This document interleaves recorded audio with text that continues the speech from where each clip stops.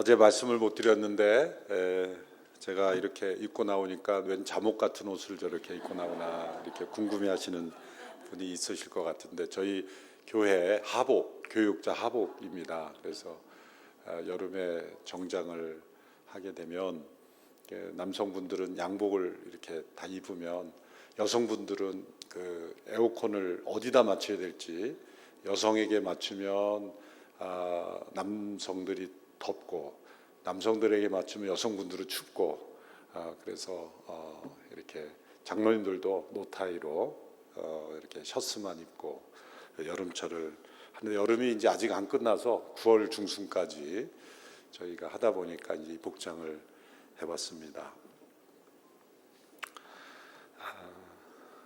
믿음의 새아침을 여는 믿음이라는 주제로 4일간 말씀을 전하고 있습니다. 어제 말씀드렸다시피 믿음이란 항상 현재형이어야 한다. 어제까지 믿음 생활 잘했다고 오늘의 믿음이 저절로 주어지는 것은 아니다. 오늘은 오늘의 믿음이 있어야 한다. 라는 그 어제의 서론을 다시 한번 기억하면서 오늘은 예수님께서 부활하신 이후에 베드로를 만나서 그의 믿음을 새롭게 회복시켜 주시는 그 말씀을 드리고자 합니다. 복음서를 보면 부활하신 예수님께서 나타나신 그 행적의 핵심은 제자들에게 집중적으로 나타나셨다는 겁니다. 저는 그 부활 기사를 읽으면서 아쉬운 점이 있었습니다. 예수님을 대적하고 십자가에 못 박았던 사람들에게 한 번씩은 좀 나타나셨더라면 얼마나 좋았을까. 빌라도가 아침 출근했는데 예수님이 사무실에 먼저 와서 앉아 계시고 빌라도 굿모닝 그러면서 나 부활했어. 빌라도가 놀라서 쓰러지는 그 장면. 사내들인 공회가 모였는데 중간에 예수님이 나타나셔서 너희들이 못 박은 나 예수가 살아났다. 혼비백산 도망가는 사내들인 공회원. 로마 군인들이 다 모였을 때 그 연병장에 예수님께서 나타나셔서 군인들 앞에서 너희들이 못 박은 나 예수가 살아났다. 특히 너 침배 탔지. 너 창에 찔렀지. 뭐 이렇게 지목하시면서 군병들을 혼내주시는 그 모습이 있었다면 얼마나 통쾌할까. 설교하기도 신날 것 같아요. 빌라도를 혼내주신 예수님, 사내들인 공회를 뒤집으신 예수님. 그런데 한 번도 예수님의 대적들에게 나타나지 않으셨습니다. 그 이유는 무엇일까요? 예수님의 대적들이 예수님이 누구인지를 몰라서 못 박은 게 아니지 않습니까?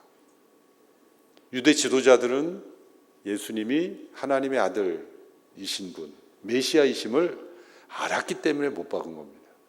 예수님의 무덤이 비었을 때 군병에게 돈을 주면서 제자들이 훔쳐갔다고 거짓말을 시켰지 않습니까? 또 그렇게 무덤을 봉인까지 하고 군병까지 지킬 이유가 없는데도 빌라도에게 압박을 가해서 무덤을 봉인하고 군병들을 지키게 한 이유가 뭡니까? 이렇게 말합니다. 이 자가 살아있을 때 3일 만에 부활한다고 했으니 혹 제자들이 훔쳐갈까 염려가 되니 군병을 세워서 지키도록 해달라라고 말했지만 실상은 그 유대 지도자들은 예수님이 말씀하신 대로 이루어질 것을 믿었다는 거죠. 역설적으로 말해서 유대 지도자들은 예수님이 부활하실 것이라는 것까지도 내다보고 봉인하고 군병들을 지킨 겁니다. 사실 제자들이 훔쳐갈까 봐 지킨 게 아니라 예수님이 혹 부활하셔도 못 나오도록 봉인한 것이죠. 그런데 예수님은 무덤이 봉인되었다고 못 나오실 분이 아니죠. 천사들이 돌문을 열어준 것도 예수님이 나오시도록 도운 게 아니라 무덤이 비었다는 것을 여인들이 볼 수 있도록 미리 열어주신 겁니다.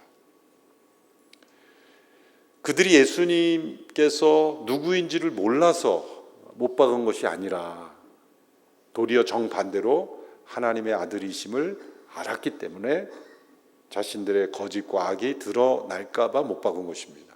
그러므로 부활하신 예수님이 나타났다고 해서 그들이 믿고 회개할까요? 그렇지 않습니다. 그래서 예수님은 부활의 영광을 복수하는 데 사용하지 않으신 겁니다. 대적자들을 혼내시는데 그 영광을 사용하지 않으신 겁니다. 저의 마음속에 드는 그런 인간의 복수심을 만족시키려고 부활의 영광을 사용하지 않으시고 도리어 실패한 제자들, 두려움과 당황과 혼란에 빠져 있는 제자들을 회복시키기 위해서 예수님의 부활의 영광을 나타내신 겁니다.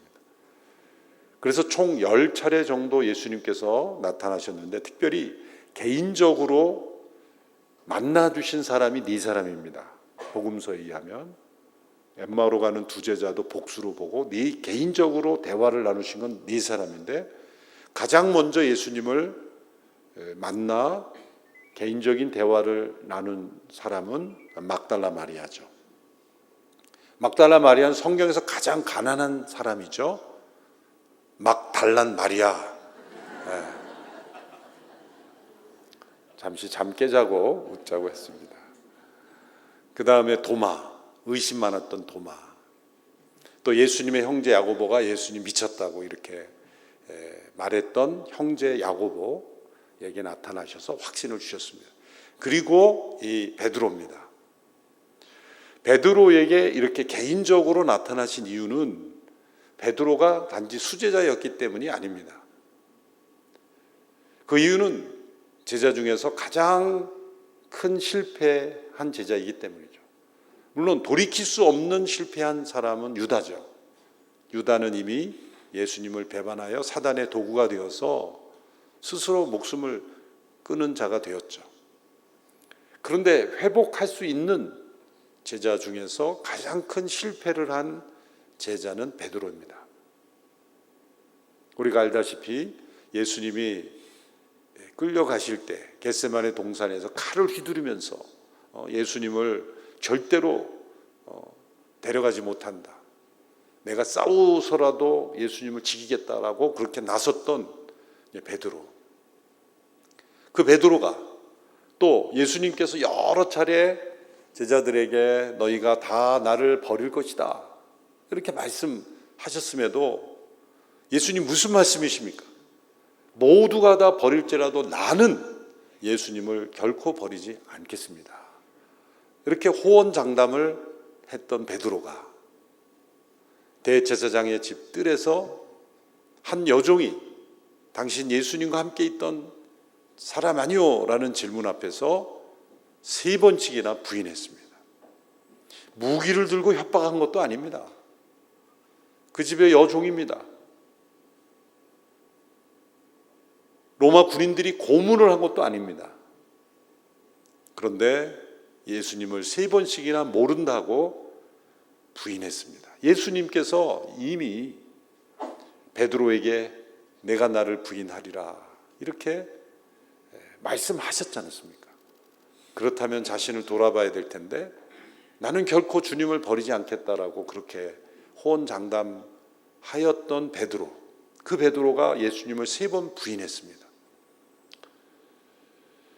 그래서 이 베드로의 실패가 제자들에게도 큰 충격이었는지 사복음서 모두 이 베드로의 부인 사건을 기록하고 있습니다. 그래서 예수님은 부활하신 이후에 여러 차례 제자들에게 나타나시고 개인적으로 나타나시는 가운데 특별히 베드로와의 이 개인적인 대화를 나누어 주신 것입니다. 요한복음 21장 1절 초반부에는 이렇게 시작이 됩니다. 베드로가 나는 물고기 잡으러 가노라. 예수님께서 3번째 나타나신 사건이 1절에 잠시 본문이 올려졌었는데 다시 보여주시면 2절 보여주세요. 3절. 네. 나는 물고기 잡으러 가노라. 베드로가 단순히 배고픔을 해결하기 위해서, 식사를 해결하기 위해서 가는 거라면 이렇게 성경이 기록할 이유가 없죠. 그렇지 않습니까? 일상적인 식사까지 기록할 이유가 없는 거죠. 성경에 중요한 사건들을, 어떤 성찬을 제정하시는 그 마지막 만찬이나 유월절 만찬이나 그런 의미 있는 식사를 기록하면 몰라도, 단지 배고픔을 해결하기 위해서 물고기 잡으러 가노라 라고 말한 것까지 성경이 기록할 여유는 성경에 없습니다. 그러니까 이 베드로가 나는 물고기 잡으러 가노라 라고 말한 것은 베드로의 어떤 선언인 것입니다. 그것은 이제 제자로서의 삶을 포기하고 어부로 되돌아가겠다라고 하는, 제자로서의 삶을 포기하겠다는 마음의 표현인 거죠. 이 시점은 언제입니까? 예수님께서 부활하신 이후에 지금 세 번째로 나타나신 사건이에요. 세 번째. 제일 처음에는 막달라 마리아, 무덤을 보았던, 처음 찾아왔던 막달라 마리아 여인들 가운데 막달라 마리아에게 제일 먼저 나타나셨고, 그 다음에 두 번째로 도마를 비롯한 제자들이 함께 있을 때 예수님이 나타나셨어요. 그러니까 베드로는 무덤이 비었다는 것도 알았고, 그 다음에 제자들과 함께 있을 때 부활하신 예수님을 만난 이후입니다.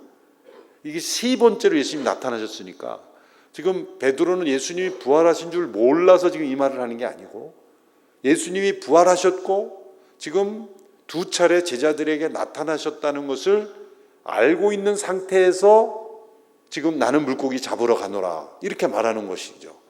그러므로 이 베드로의 심리 상태를 분석하면 어떤 원인이 있기에 베드로가 지금 물고기 잡으러 가겠다고 말하는 겁니까?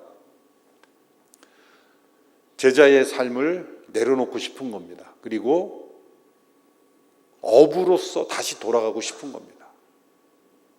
그리고 거기에 또 따르는 제자들도 있는 겁니다. 베드로는 여전히 좀 리더십에 영향력이 있는 제자였기 때문이죠. 베드로는 왜 과거로 되돌아가고 싶었을까요?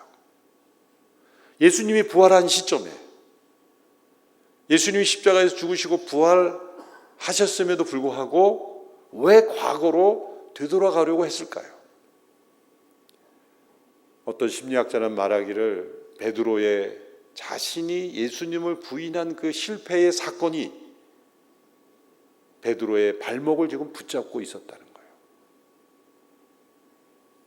예수님이 부활하셨지만 베드로에게는 기쁜 소식만은 아니었어요. 사실 베드로가 세 번 예수님을 부인할 때 예수님과 눈길을 마주친 적이 있어요. 베드로가 세 번 부인한 후에 닭이 울었지 않습니까? 울었을 때 예수님께서 지나가면서 베드로를 쳐다보십니다. 그때 베드로가 예수님과 눈이 마주쳤어요. 그때 베드로가 얼마나 마음이 당황스러웠을까? 그때 예수님의 표정이 어떤 표정이었을까요? 째려보는 눈이었을까요? 너 그럴 줄 알았다 그러면서 예수님은 인자한 눈으로 쳐다보셨을 거예요.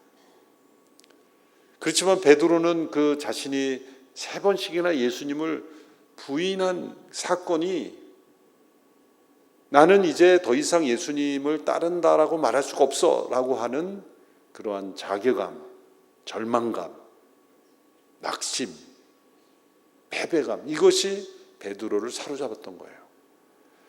다른 제자보다 특히 베드로가 좀 나섰지 않습니까? 예수님께서 제자들의 발을 씻겨주셨을 때 베드로가 뭐라고 반응했습니까? 제 발을 절대 씻기지 못합니다.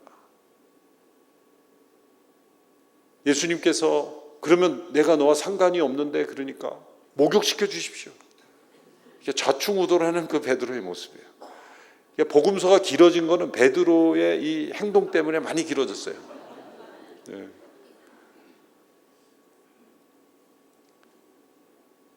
주는 그리스도시요 살아계신 하나님의 아들이라는 그런 위대한 신앙 고백을 했음에도 불구하고 예수님께 사단아 물러가라,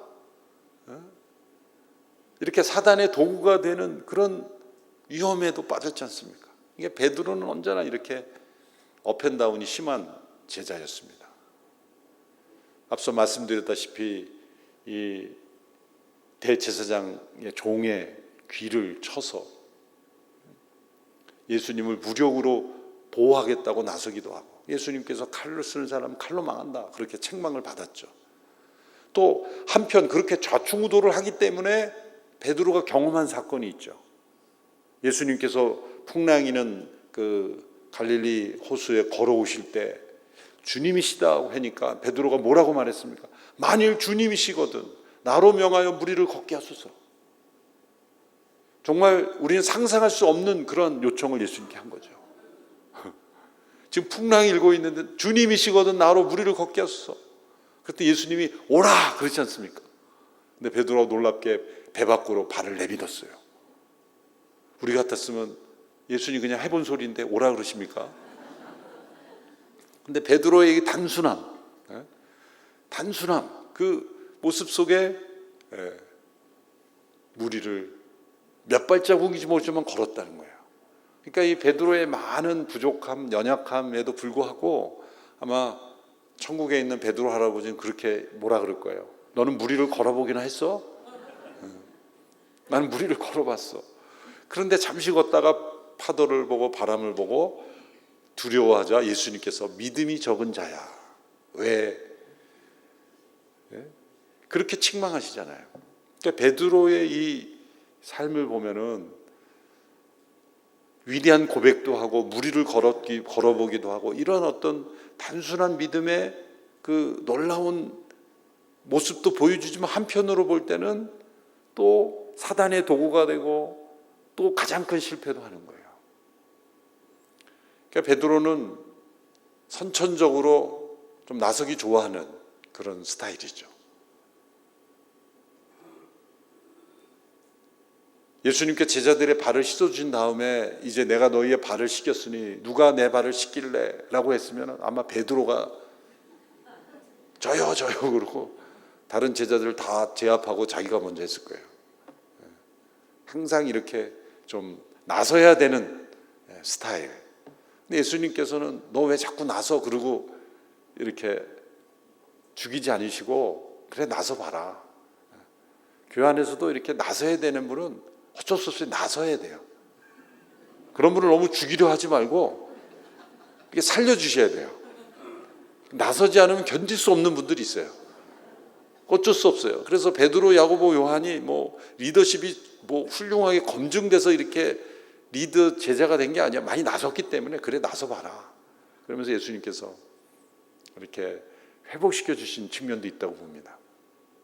이렇게 좌충우돌하고 여러 사건들을 많이 경험한 베드로. 그러나 예수님을 3번씩이나 부인한 것. 이것이 베드로의 그 믿음을 지금 무너뜨리고 있는 거예요.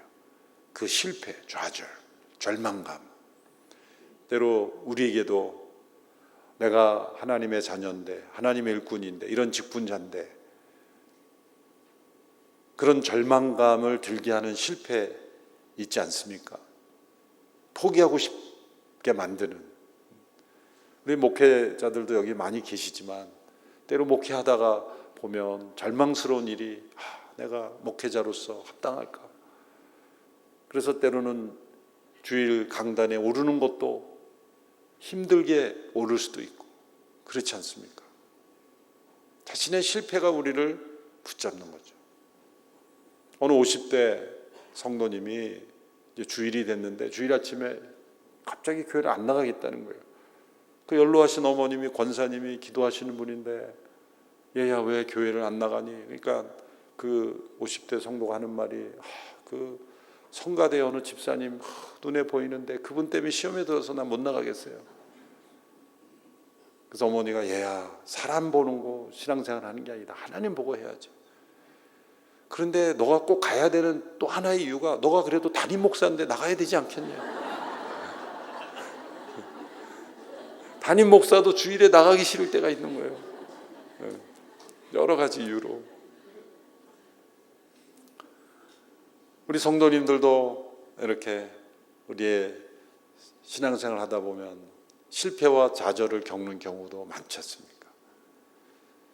이 베드로가 지금 이 깊은 실패 속에서 헤어나오질 못하는 거예요. 그래서 나는 물고기 잡으러 가노라. 그리고 다시 어부의 삶으로 되돌아가고자 했던 거예요. 그런데 예수님이 그 베드로를 찾아오신 겁니다. 그런데 이 베드로를 찾아오셔서 베드로를 다시 회복시키는 데 있어서 세 가지 세팅을 예수님께서 준비하십니다. 첫 번째는 베드로의 그물을 비게 하셨다는 거죠. 이 빈 그물을 통해 베드로에게 다시 찾아오십니다.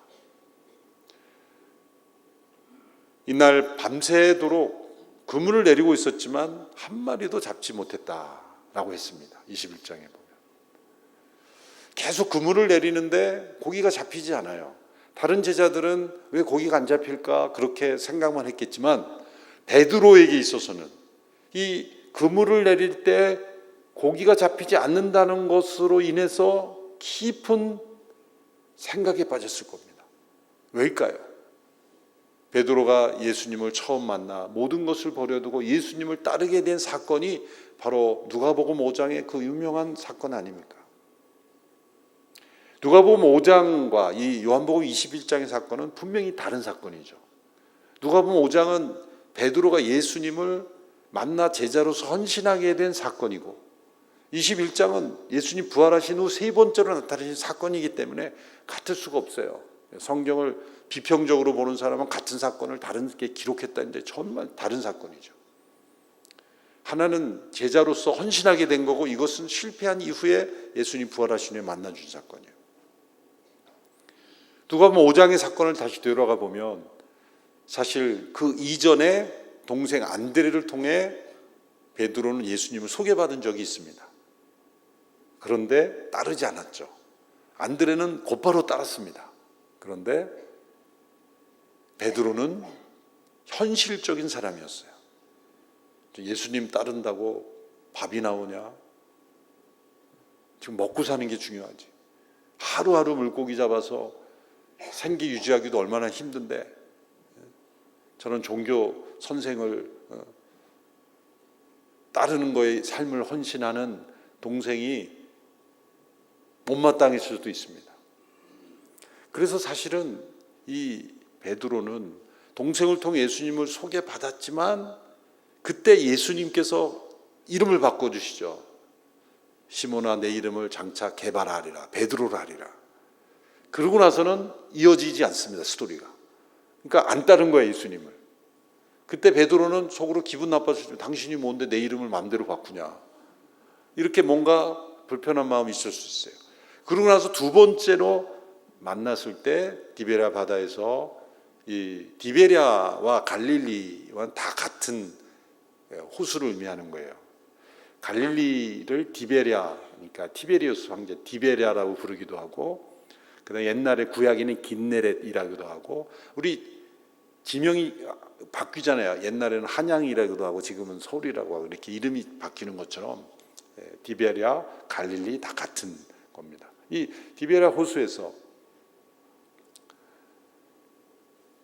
고기를 잡고 이제 그물을 씻고 있는데 예수님께서 따르는 군중들과 함께 시몬의 배에 오르셔서 가르치셨다 그랬어요. 이 베드로의 배에 오르신 거예요. 베드로의 배를 강대상으로 생각하고 이제 모인 군중들에게 그 호숫가에서 가르치신 거죠. 그때 베드로는 그물을 싣고 있었어요. 베드로가 예수님을 모시기 위해서 자신의 배를 쓰십시오라고 내어드린 게 아니라 예수님께서 택하셔서 시몬의 배에 오르셔서 가르친 거죠. 베드로는 그물을 싣고 있었어요. 어부들과 함께. 그때 예수님께서 말씀을 마치시고 시몬에게 깊은 데로 가서 그물을 내리라 라고 명하셨죠. 자, 그때 누가복음 5장에는 말씀에 의지하여 제가 밤이 맞도록 그물을 내렸지만 얻은 것이 없지만 말씀에 의지하여 그물을 내리리다 이렇게 마치 즉각적으로 전적으로 순종한 것처럼 되어 있지만 그 분위기를 보면은 탐탁치 않지만 그래도 선생님 말씀하시니까 제가 손해보는 셈 치고 한번 해보겠습니다. 그런 뉘앙스예요. 왜 그런 뉘앙스라고 해석할 수 있냐면 배에 그물이 가득 찼을 때, 물고기가 그물에 가득 찼을 때 주여 나를 떠나소서 난 죄인이로소이다 이렇게 고백하잖아요. 전적으로 기쁜 마음으로 순종했으면 할렐루야 감사합니다 이런 고백이 나와야 될 때 왜 갑자기 죄인 고백을 하죠? 베드로의 마음이 예수님을 인정하고 싶지 않았던 것이고, 그리고 순종하고 싶지 않지만 부득이하게 한 거란 말이에요. 그래도 순종은 순종이죠. 왜 그랬습니까? 그물을 씻는다는 거는 이제 어부들이, 여기 혹시 고기 잡아가신 분 알겠지만 어부의 삶은 밤에 주로 나가서 바닷가나 호숫가에 가서 이 고기를 잡고 아침에 새벽에 돌아와서 이제 그물을 씻고 잠을 쉬었다가 또 저녁이 돼서 또 나갑니다. 이 어부의 일과죠. 근데 그물을 씻었는데 다시 그물을 내리면 다시 돌아와서 이 그물을 씻어야 되니까 나올 수가 없는 거예요. 쉴 시간이 없어지는 거예요. 그러니까 노동을 통해 일하는 분들은 이 하루의 리듬이 굉장히 중요하잖아요. 근데 그걸 깨트려야 되는 거예요. 또 상식적으로 이른 아침에는 이 깊은 데 고기가 없습니다. 더군다나 베드로는 갈릴리 어부협회 회장 출신이에요. 이 갈릴리 호수에서 어부로서 잔뼈가 굵은 사람 아닙니까? 예수님은 나사렛 목수협회 출신이에요. 아니 나사렛 목수 출신이 갈릴리 어부 베테랑 어부한테 깊은 데를 가서 그물을 내리라, 말이 안 되는 겁니다 이거는. 그런데 예수님의 지금 영향력, 그 말씀을 가르치는 능력으로 사람들이 모여들고 내가 선생님 존중해서 내가 그물을 내려보겠습니다 라고 했을 때 놀라운 일이 일어났죠. 그때 베드로가 예수님이 누구인지를 깨닫고 주여 나를 떠나소서 나는 죄인으로소이다. 그때 그물을 버려두고 예수님을 따른 거예요. 베드로가 언제 예수님을 전적으로 따르는 제자가 되었습니까? 그의 인생에 그물이 비었을 때였어요. 근데 지금 제자로서 삶을 포기하고 다시 어부로 되돌아가고자 하는데 지금 똑같은 상황이 지금 벌어지고 있는 거예요. 그러니까 다른 제자들은 모르지만 베드로는 뭔가 이거 이상하다, 뭔가 이상하다. 그렇게 느끼고 있었을 겁니다. 우리가 어떤 실패에 머물러 주님을 따르는 삶을 포기하고 싶을 때 기억해야 될 것, 내가 예수님을 언제 어떻게 만났는가를 기억해야 합니다. 대부분 우리의 인생의 그물이 비었을 때예요. 여러분 예수님 간절히 믿게 된 그 순간을 한번 회상해 보세요. 여러분 인생에 최고로 좋은 일이 있었을 때 예수님 믿으러 나온 분 계십니까 혹시? 원하던 일이 성취되어서 난 예수님 믿어야 되겠다 그러고 나온 분 계세요? 네?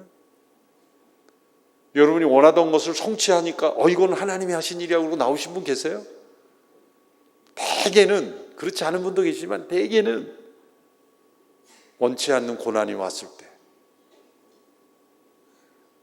마음 힘든 일이 생겼을 때, 다른 사람이 모르는 나의 문제 앞에 직면했을 때, 한마디로 말하자면 내 인생의 그물이 비었을 때 우리는 예수님 앞에 나오게 되었어요.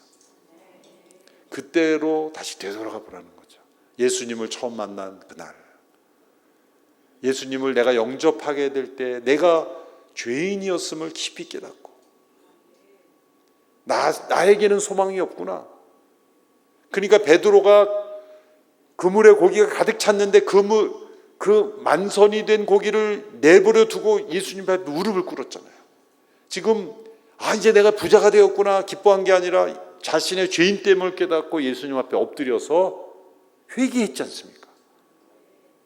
그것이 우리가 예수님을 따르게 된 중요한 출발이에요. 그때는 자신에 대하여 자신감이 넘치는 때가 아니라 나의 죄인됨을 깨닫고 깊이 회개하는 때였어요.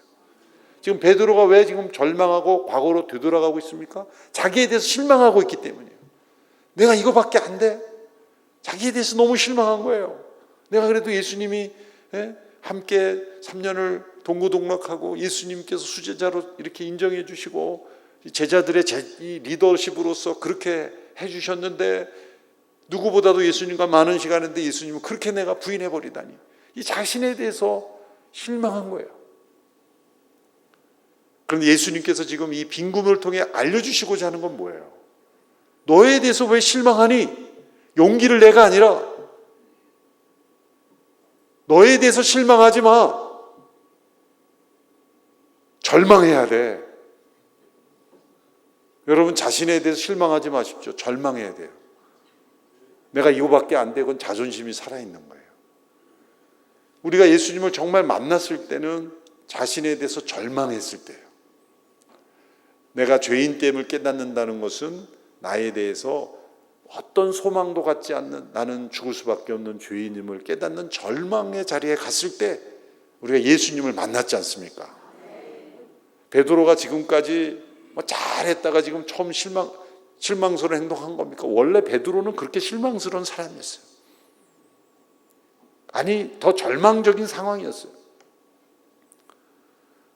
내가 이거밖에 안 되나? 이라는 그런 실망의 수준에 머물러 있으면 그건 아직 자존심이 살아있는 거예요. 하나님 앞에서. 지금 베드로가 나는 물고기 잡으러 갈 거야. 이것은 예수님 앞에 자존심을 세우고 있는 거예요. 하나님 앞에서. 자신의 실패한 모습을 드러내기 싫다는 거예요. 그런데 우리가 십자가 앞에 서는 것은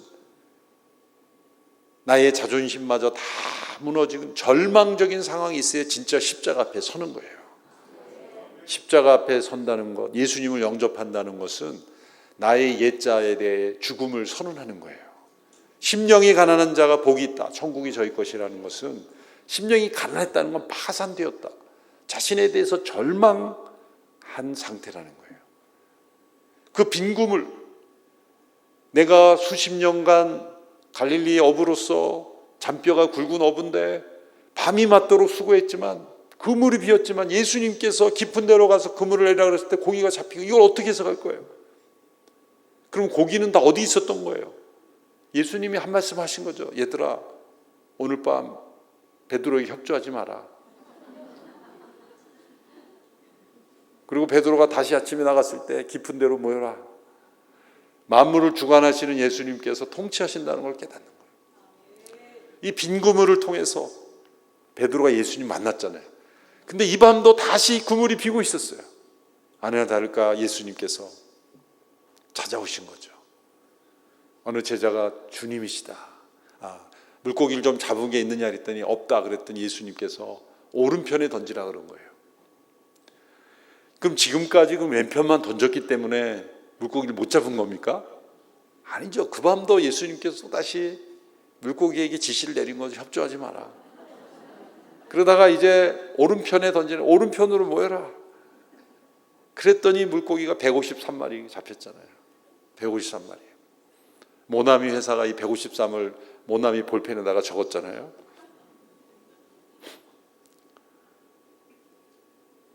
그랬을 때 주님이신 줄 알고 베드로가 겉옷을 두른 채 물속에 뛰어들었다는 거예요. 두 가지 해석이 가능해요. 이것은 겉옷을 이제 헤엄치기 위해서 동여매는 행위일기도 하고. 그런데 굳이 꼭 헤엄쳐야 됩니까? 노를 빨리 저어서 오면 될 거 아니에요. 상식적으로. 그러니까 겉옷이라는 건 유대의 겉옷이라는 건 일종의 이불 같은 거예요. 그래서 겉옷은 절대로 뺏지 마라. 왜? 그러니까 겉옷이라 그럴 때는 우리가 생각하는 이런 옷이라고 생각하고 속옷 그러면 우리의 그 진짜 속옷이라고 했는데 성경에 나오는 속옷은 우리가 입는 평상복이고 겉옷 그러면 외투 같은 거예요. 예. 광야의 추운 바람들이 아침 저녁으로 있기 때문에 이 겉옷이 없으면 굉장히 살 수가 없습니다. 근데 지금 예수님을 정말 만나고 싶어서 빨리 만나고 싶어서 헤엄치기 원하는가 하면 겉옷을 벗고 뛰어들어야죠. 그렇지 않습니까?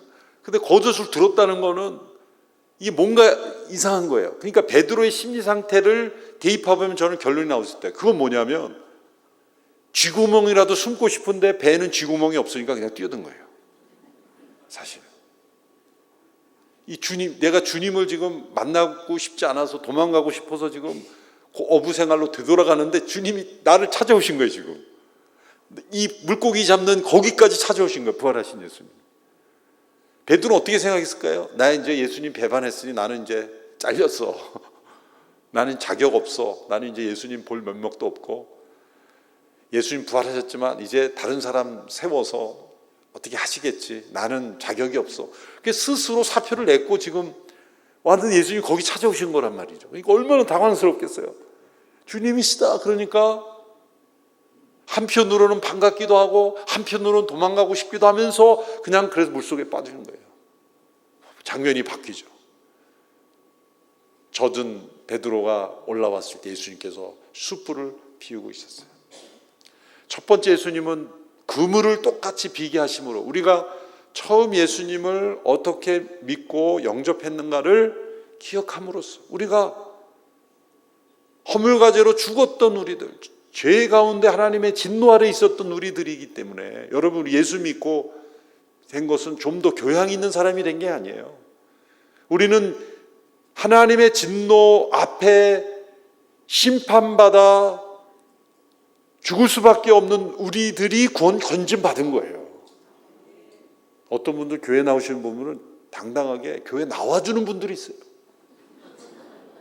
내가 교회 나와줬는데. 그런 분은 좀 채가지고 갈 때 확실히 알려야 돼. 당신은 죽어 마땅한 사람이었습니다.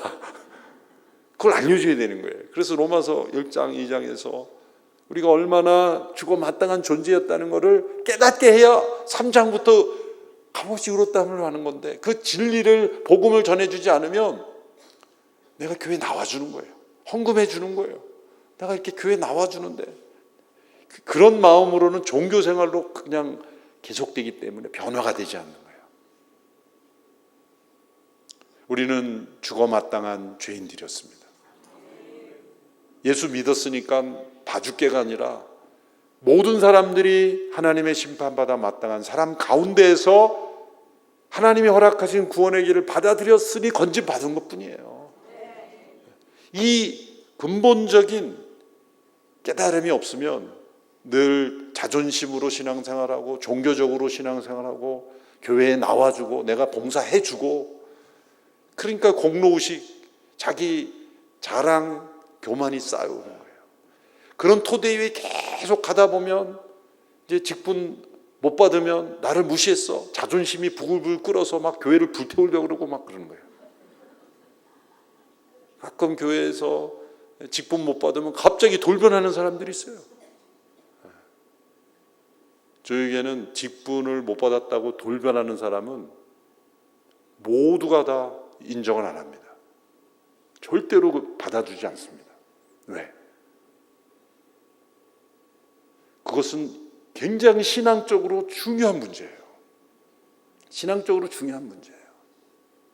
속으로는 좀 힘들 수 있죠. 그러나 그것을 사귀고 또 사귀어서 하나님 앞에 나갈 때 인내로 그것을 승화시키는 사람은 반드시 또 하나님께서 인정해 주세요. 그런데 나를 안 알아줬어 이렇게 막 흥분하면요, 그게 받아들여지는 교회는 큰일 납니다. 그건 분명 죄성입니다. 죄성이에요. 빈 그물 앞에 서게 하는 거예요. 그래서 이제 베드로가 물에 빠졌다가 이제 올라왔어요. 두 번째 세팅이 바뀝니다. 그것은 예수님께서 숯불을 피워놓고 계셨어요. 두 번째 세팅이 숯불이에요. 성경에, 신약 성경에서 이 숯불이라는 단어, 이 원어로 이 21장에 쓰여진 숯불하고 똑같이 쓰여진 숯불이라는 단어가 나오는 데가 있어요. 언제일까요? 베드로가 대제사장의 뜰에서 여종 앞에서 3번 부인할 때 숯불 앞에 서 있어요. 똑같은 단어예요. 예수님께서 왜 이 숯불을 피워놓으셨을까? 물론 추위를 녹이게 하고 또 제자들을 환영하는데 왜 숯불을 피워놓는다? 이 대제사장 여종의 그 앞에서 숯불을 쬐려고 갔다가, 예수님은 지금 끌려가셨는데 자신의 몸을 좀 따뜻하게 하겠다고 숯불 옆에 갔다가 여종의 질문 앞에 3번 부인한 거죠. 여러분, 이 숯불, 베드로가 닭 울음소리를 들었을 때 숯불 앞에서 예수님을 3번 부인한 게 그의 일종의 죄의 트라우마였어요. 베드로는 아마 그때 이후로부터 숯불 갈비를 못 먹었을 거예요. 닭갈비는 더군다나 못 먹었을 거예요. 닭 울음소리가 이 베드로에게는 상처예요. 그러니까 숯불 닭갈비는 전혀 못 먹었을 거예요. 예수님이 숯불을 피워놓고 베드로에게 지금 잡은 고기를 좀 가져오라. 그래서 얼마나 멋있습니까? 우리 같으면 자기를 배반한 사람을 만나면 일단 멱살을 잡고 너가 그럴 수 있어? 그러고 싶지 않아요. 근데 예수님은 아무 일이 없었던 것처럼 내가 잡은 생선을 좀 가져오라. 그리고 말없이 고기를 구워주시는 거예요. 참 멋진 식사 아닙니까? 제가 지금까지 했던 멋진 아침 식사 중에서 기억에 남는 것은 2002년도로 기억을 하는데 한 목사님께서 그 미군이 아프가니스탄을 침공한 직후에 아프가니스탄이 90% 이상이 다 무너졌어요. 그 직후에 거기를 가시겠다는 거예요. 그때 제가 비서실에 있었는데 아니 몸도 그때 목사님이 얼마나 건강이 안 좋으셨느냐 굉장히 안 좋으셨어요. 그런데 그 몸도 불편하신 분이 정상인도 가기 어려운 아프가니스탄에 가시겠다는 거예요.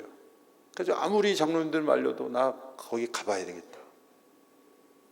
그래가지고 이제 그 팀을 편성했죠. 저는 이제 비서로서 목사님 도와드리는 수발 드는 적으로 가고 그때 그 유승준 형제가 그 군 복무 문제로 막 이슈가 돼서 그때예요. 그래서 한 목사님 너 회개하는 마음으로 여기 가라. 그래가지고 같이 오고 의사 한 분하고 이렇게 해서 다른 목사님하고 이렇게 팀을 짜서 5명이 갔어요. 그래서 비자를 받기 위해서 파키스탄에서 한 주 동안 머물었을 때 막 국제교회 막 폭탄 테러가 일어나고 막 문제가 많았어요. 그래서 민간기가 안 들어가서 유엔기에 이렇게 빌려서 유엔기에 이렇게 끼어가지고 처음으로 들어갔어요. 완전히 도시가 다 무너졌죠. 그러니까 저희가 이제 식당도 제대로 없고 그러니까 저희가 이제 이 아침 그 식사를 싸간 거로 다 이제 끼니를 해결해야 되니까 짐이 많았죠. 근데 이제 그 하숙 민박집 같은 걸 빌려가지고 이렇게 식사를 해야 되는데 아침에 일어나 보니까 저희 피곤하니까 아침에 일어나 보니까 식사가 딱 차려져 있는 거예요. 누가 차렸지? 저하고 유승준하고 이런 사람들이 차려야 되는데 식사가 딱 차려져 있는데 하 목사님이 새벽같이 일어나셔가지고 짐을 다 풀어가지고 다 식사를 마련하고 또 어디 밖에 나가서 꽃 한 송이씩 이렇게 끊어오셔가지고 그런 전쟁터에서 꽃까지 어떻게 찾아가지고 다 접시에 꽃까지 다 해가지고 담임 목사님을 제가 이 얘기는 온누리교회에서도 최근에 와서 하지 그때는 안 했어요. 쫓겨날까봐. 하 목사님을 수발하려고 보냈는데 수발을 받고 와 그래가지고 목사님이 아침마다 그러셨어요. 우리가 일찍 일어나는데 안 되는 거예요. 피곤하니까 막 시차도 바뀌죠. 근데 목사님이 몸이 안 좋으시니 잠을 못 주무시는지 그냥 일어나면 그냥 아침이 차려져 있는 거예요. 또 설거지는 회개하는 마음으로 유승준이 다 하고 그래서 저는 그냥 편하게 먹고 왔어요. 그랬던 아침 식사가 기억이 납니다. 좀 멋진 리더시죠. 예수님께서 제자들, 이 실패한 제자를 위해서 아침 식사를 마련해주고 지금 잡은 생선을 좀 가져오라. 이 숯불, 왜 이 숯불일까? 또 한 번 신약 성경에 나오는 구절이 있는데 그것은 로마서에서 숯불이 나옵니다.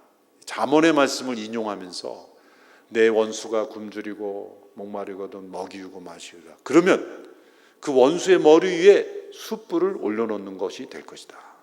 그 로마서에 나온단 말이죠. 그런데 기가 막히게 이 3번의 숯불이 연결이 됩니다. 예수님께서 자신을 배반한 제자를 지금 먹이시는 거예요. 그것은 그 제자의 머리 위에 숯불을 올려놓은 것 같이 얼마나 이 베드로가 당황스러웠을까요? 왜 이 숯불 앞에 서게 했을까? 그것은 베드로가 3번씩이나 예수님을 부인한 그 실패의 자리로 다시 되돌아가게 하신 거예요. 우리가 새로운 미래를 향해 나가지 못하는 까닭은 과거의 실패에 매여 있기 때문이에요. 그 실패에 기억으로 되돌아가서 그것을 치유받고 회복하지 않으면 미래가 열리지 않는 겁니다. 그럼 우리가 십자가 앞에 나아갔을 때 과거의 나의 실패의 현장으로 다시 되돌아가서 그 실패를 극복하고 회복하는 역사가 일어나야 됩니다. 심리학적으로 말하면 과거의 상처, 아픔, 갈등, 어떤 문제, 연약함, 그 상황 속으로 되돌아가서 예전에 혼자 실패했었지만 이제는 주님과 함께 복음의 능력으로 그것을 극복하는, 그 실패로부터 이겨내는 그러한 영적 승리가 있어야 된다는 거죠. 그래서 예수님께서 베드로에게 처음은 그가 어떻게 제자의 삶을 시작했는가를 생각하게 해줬고, 두 번째는 그 실패 현장으로 다시 되돌아가려. 그러나 예수님은 이렇게 말씀하시는 거죠. 너가 실패했지만 나는 너를 버리지 않는다. 도리어 예수님은 그 원수 같은 제자, 실패하고 배반한 제자에게 식사를 대접함으로써 오히려 머리 위에 숯불을 올려놓는 것으로 지금 대해주시는 거예요. 우리 같으면 숯불로 그 입을 지지고 싶죠. 그럼 예수님은 생선을 이것 좀 먹어봐, 이것 좀 먹어봐 그러면서 그 머리 위에 보이지 않는 숯불이 막 타는 듯한 그 당황스러움으로 예수님은 제자를 대해 주셨다는 거예요. 그래서 예수님과 함께 그 실패의 자리로 간 거예요. 그리고 예수님의 그 따뜻한 눈길, 그때 숯불 저 너머에서 예수님이 자신을 바라보시면서 정죄의 눈빛이 아니라 긍휼의 눈빛, 용서의 눈빛, 그리고 사랑의 눈빛으로 쳐다보셨던 걸 기억하는 거예요. 나는 예수님을 따르는 제자의 삶을 포기하고 되돌아가고 싶지만 아니야, 여기서 포기하면 안 돼. 나는 너를 버리지 않을 거야. 너는 다시 일어날 수 있어. 그렇게 베드로에게 찾아오시는 예수님이십니다. 세 번째로 식사를 마친 이후에 질문하신 내용이 오늘 본문이에요. 오늘 본문을 시작해야 되는데 이제 끝날 시간이에요. 세 번 질문하시잖아요. 다 아는 내용이잖아요. 요한의 아들 시몬아 내가 나를 사랑하느냐, 요한의 아들 시몬아 내가 나를 사랑하느냐, 이 사람들보다 나를 더 사랑하느냐. 그건 베드로가 늘 했던 말이잖아요. 이 사람들보다 항상 베드로는 어떤 제자보다도 가장 예수님을 사랑하는 제자로 인정받기를 원했던 거예요. 너가 말한 대로 이 사람들보다 나를 더 사랑하느냐? 아닌 걸 알죠. 그러나 베드로는 이렇게 대답합니다. 주여, 제가 주님을 사랑한 줄 주께서 아시나이다. 세 번 질문하신 까닭이 뭘까요? 세 번 베드로가 부인했잖아요. 저는 이 숫자도 예수님이 맞추신 거라고 생각을 해요. 세 번 자신의 입술로 나는 주님을 모른다라고 했던 베드로에게 세 번 질문함으로써 그 세 번의 배반을 세 번의 사랑 고백으로 씻어주시는 거예요. 세 번을 완전히 씻어주시는 거예요. 이 예수님이 얼마나 멋있으십니까? 내가 나를 사랑하느냐, 내가 나를 사랑하느냐, 내가 나를 사랑하느냐. 세 번씩 내가 주를 사랑합니다. 내가 주를 사랑합니다. 세 번 고백함으로써 세 번의 실패를 씻어주시고 다시 주님을 사랑하도록 내 양을 먹이라, 내 양을 치라, 내 양을 먹이라. 내가 나를 사랑한다면 이제 내 양을 먹이고 치는 일에 내가 너를 다시 부르리라. 내가 너를 어부로 불렀지만 이제 어부만이 아니라 너를 목자로 내가 너를 부르겠다. 실패한 제자에게 사명을 더해 주십니다. 너 예전에는 내가 수제자로 생각했는데 이제는 아니야. 너 말단이야.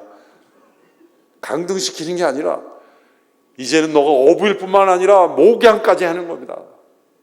이렇게 오히려 실패한 제자에게 플러스로 더해 주셨어요.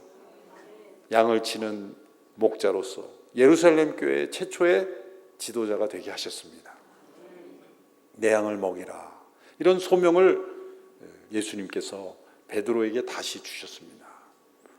베드로는 또 21장 후반부에 가면은 또 다른 저 사람은 어떻게 됩니까? 라고 말하면서 또 자충우돌 하죠. 예수님이 개신경 쓰지 말고 너 할 일을 해. 그렇게 잡아주시잖아요.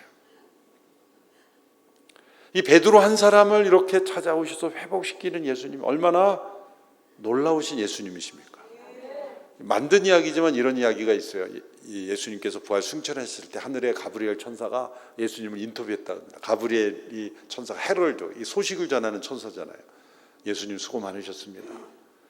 예수님께서 성육신하셔서 세상을 구원하시기 위해서 행하신 놀라운 일을 사람들이 다 알고 있나요?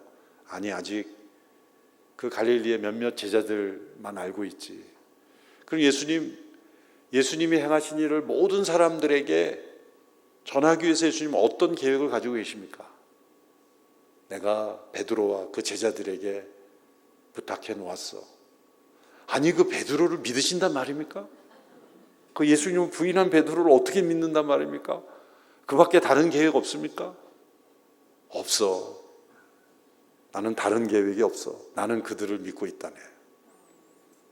만들어진 이야기입니다. 그렇지만 매우 의미 있는 걸 전해주죠.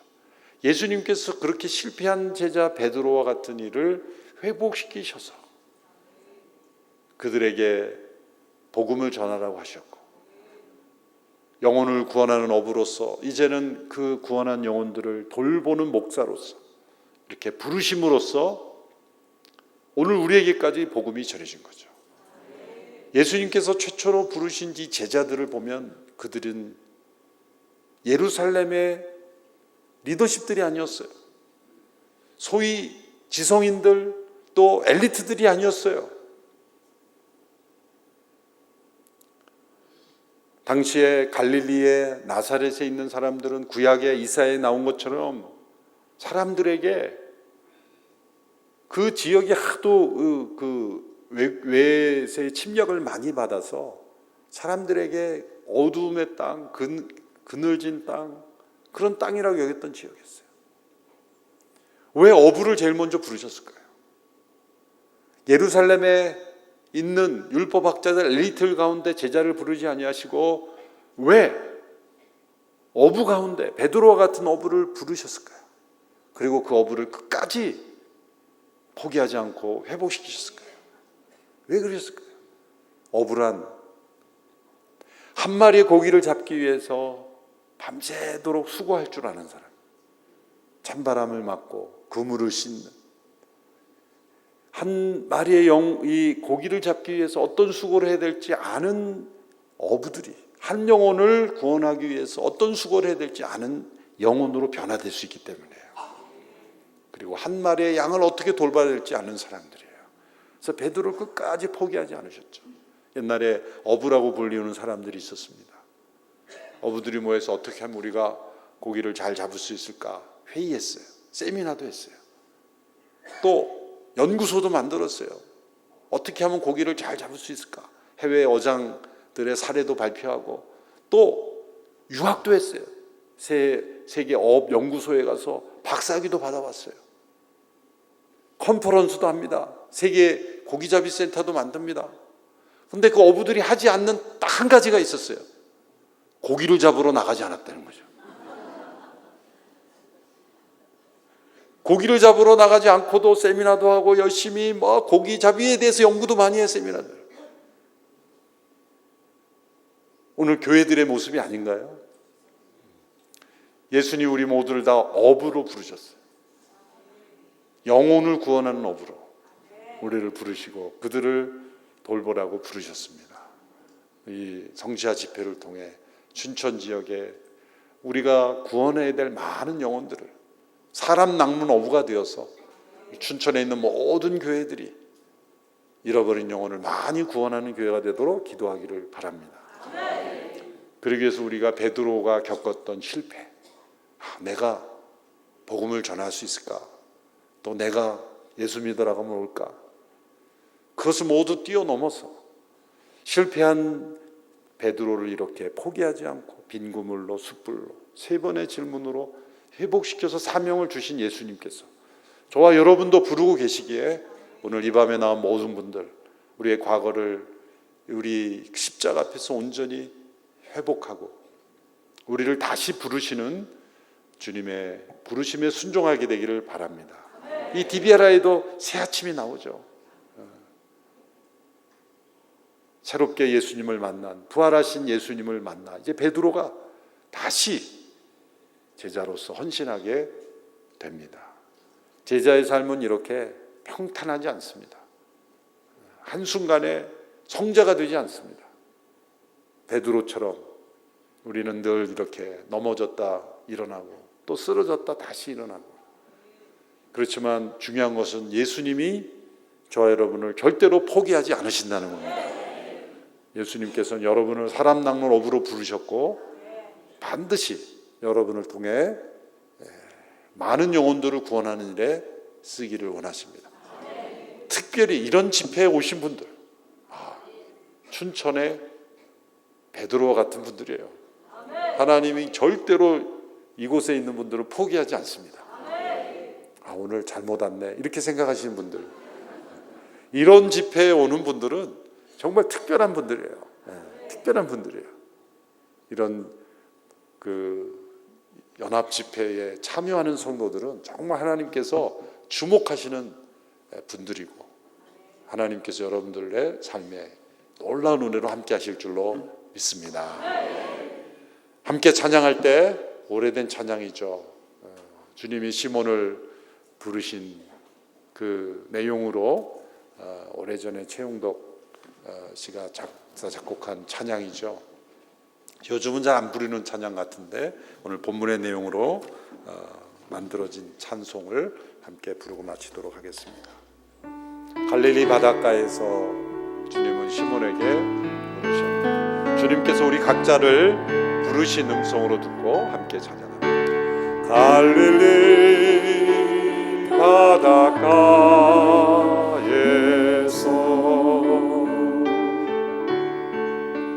주님은 시몬에게 물으셨네.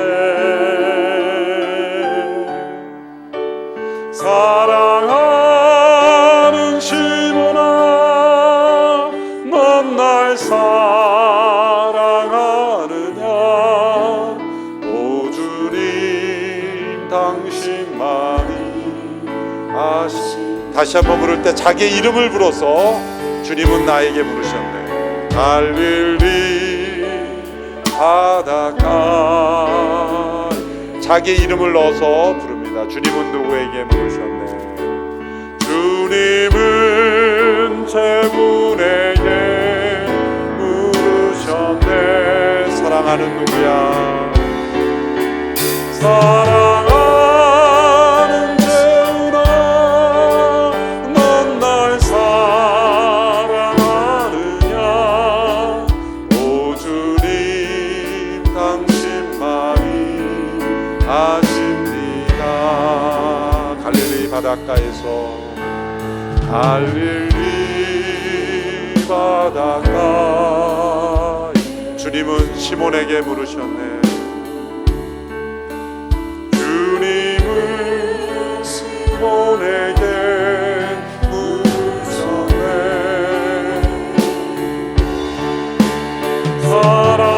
사랑하는 시몬아, 넌 날 사랑하느냐? 오 주님 당신만이 아십니다. 기도하겠습니다. 하나님 아버지, 실패한 베드로를 포기하지 아니하시고 끝까지 사랑하시고 그를 찾아가시고 그를 그 실패의 늪에서 건져주신 예수님이 바로 우리 하나님 나의 주님인 것을 믿습니다.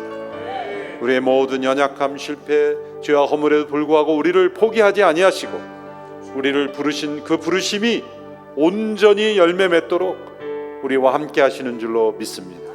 이 밤에 모인 모든 주의 제자들이 주님의 부르심을 따라 사람 낚는 어부로 양을 치는 목자로 쓰임받아 춘천 지역의 모든 교회들이 부흥케 하여 주시옵시고 잃어버린 많은 영혼을 구원케 하여 주시며 하나님의 나라가 이 도시에 임하는 역사가 일어나게 하여 주옵소서.